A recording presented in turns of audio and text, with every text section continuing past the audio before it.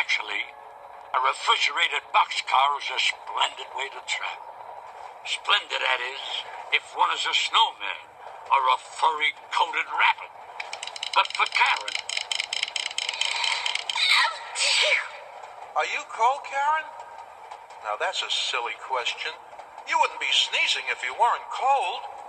Well, just a little. Frosty realized that Karen had to get out of that car as soon as possible. So when the little freight train stopped to let an express full of happy Christmas travelers pass, Frosty took advantage of the opportunity and quickly got them all out. What in Crumble? Oh, you tricked me! No fair! The only thing Professor Hinkle could do was make a jump for us.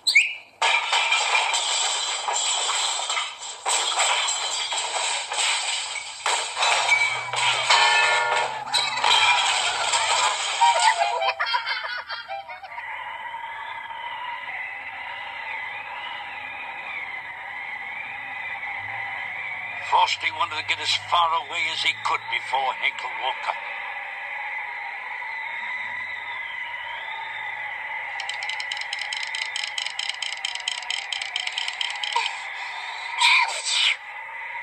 But the woods through which they traveled were still bitterly cold.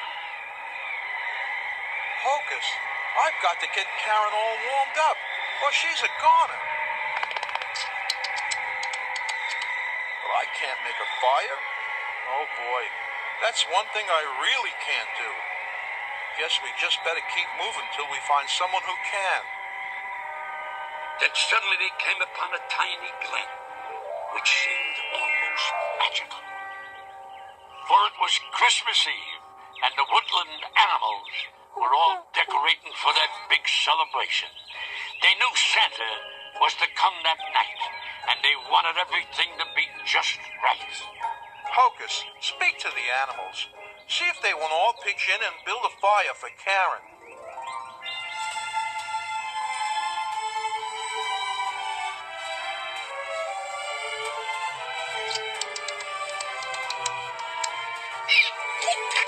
The animals were delighted to help. So they found a spot away from the glen where the fire wouldn't catch onto the tree. Soon there was a spark, and in almost no time, a splendid fire was crackling away.